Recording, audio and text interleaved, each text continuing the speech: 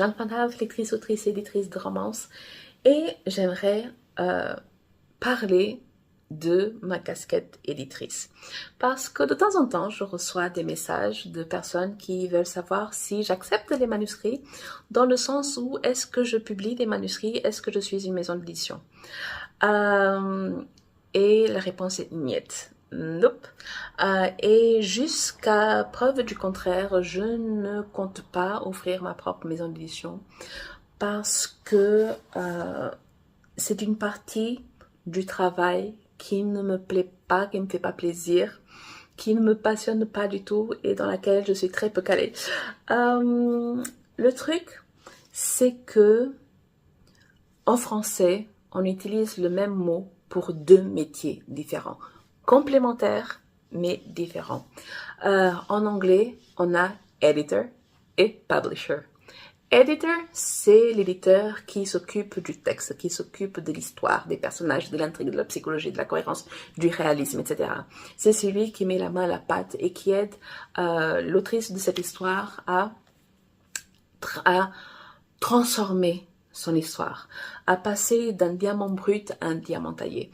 Mais comme je n'aime pas les diamants, mais je n'aime pas du tout, j'essaye de trouver une autre analogie, mais je vois pas beaucoup du genre, c'est l'autrice de cette histoire arrive avec des œufs, de la farine, du lait, du beurre, de la levure, et en tant que editor, on l'aide à transformer ces ingrédients en un beau gâteau. Je ne sais pas du tout si cette analogie fonctionne, mais je n'aime pas les diamants, donc je suis en train d'essayer les gens. Donc voilà, l'éditeur, c'est quelqu'un qui vous aide à peaufiner votre histoire, à peaufiner vos personnages, à peaufiner votre intrigue. C'est ça le job du éditeur. Et il y a le publisher. Le publisher est celui qui va s'occuper de l'objet livre, de stratégie commerciale, de marketing, de promotion, de publicité, etc. C'est lui qui va gérer tout ce qui se passe au-delà du texte. C'est tout ce qui se passe autour de l'objet. Et en français, on est éditeur des deux côtés. Et vraiment, je ne suis pas intéressée dans la création de ma propre maison d'édition. Je ne suis pas intéressée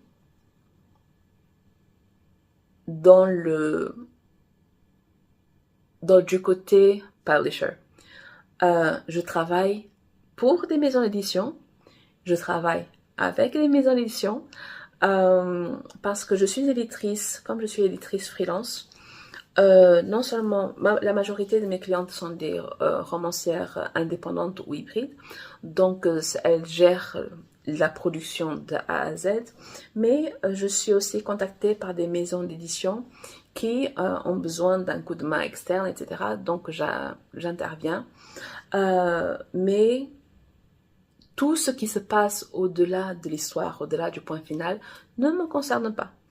Et ce n'est pas seulement en tant qu'éditrice que ça ne me concerne pas, c'est que je suis une romancière hybride. Ça veut dire que j'aime être en maison d'édition en tant que romancière. J'aime que quelqu'un d'autre que moi prenne ces décisions-là. J'aime que quelqu'un d'autre que moi décide des couvertures, choisisse les prestataires, choisisse des dates de promotion, etc. J'aime me délester de tout ce type de responsabilité parce que, je ne sais pas pour vous, mais être adulte, responsable et prendre des décisions, c'est une qualité que je ne maîtrise pas encore et que je n'ai jamais voulu maîtriser.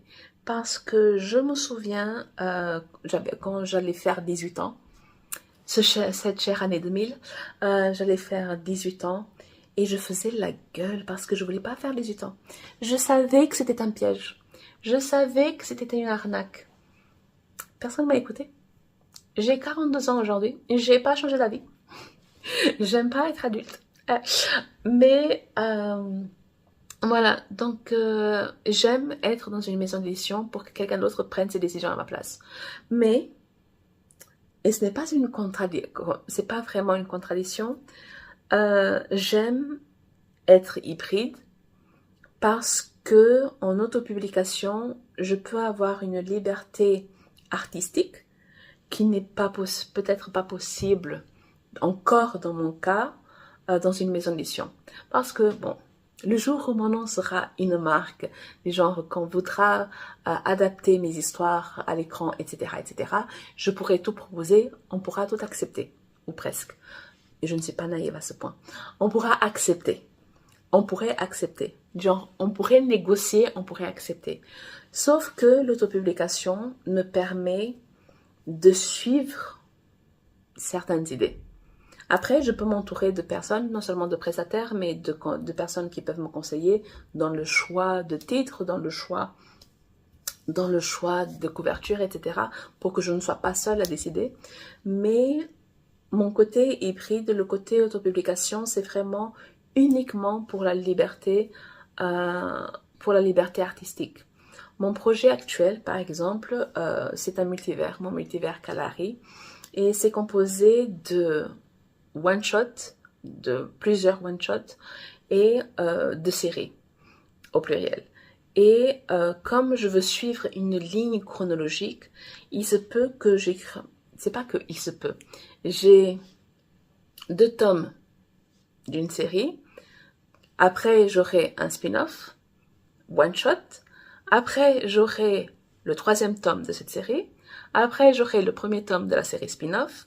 Après, on revient soit avec la première série, soit avec un autre one-shot, etc. Mais tout est autour du même groupe de personnes, donc on ne se perd pas. Mais ce sont les ambiances qui changent. C'est pour cette raison que ce n'est pas la même série. C'est l'ambiance qui change, c'est la ville qui change, c'est le type de trope qui change, etc. C'est le type de dynamique.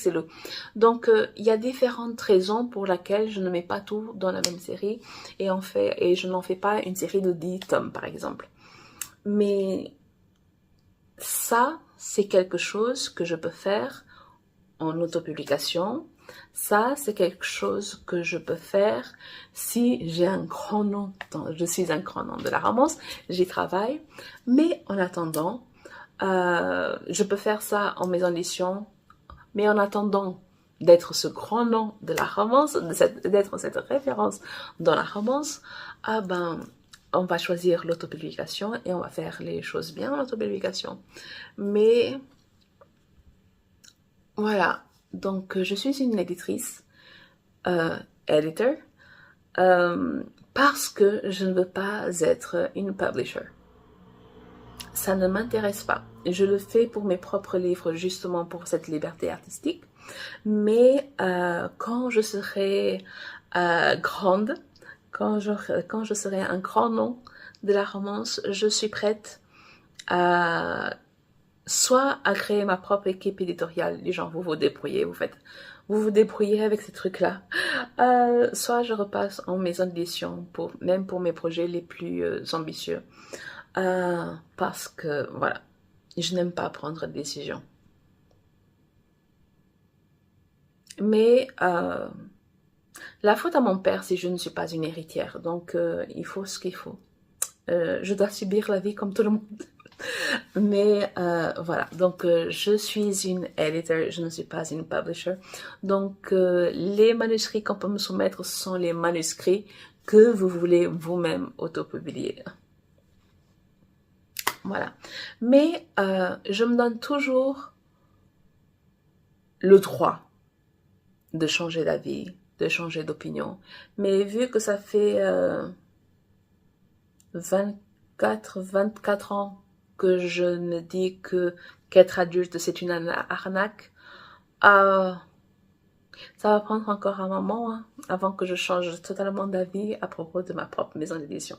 Mais ne jamais dire jamais, on ne sait jamais. Du genre, je me donne le droit de changer d'avis, même si je crois que je vais pas changer d'avis. Mais voilà, si un jour je débarque et je dis je vais créer ma maison d'édition, vous saurez que je me suis laissé ce droit-là. Je me suis laissé cette marche-là. Mais en attendant, j'aime travailler l'histoire, j'aime travailler les personnages, j'aime travailler la romance. Tout ce qui est objet livre, je peux donner mon opinion, mais les décisions, c'est pas avec, non.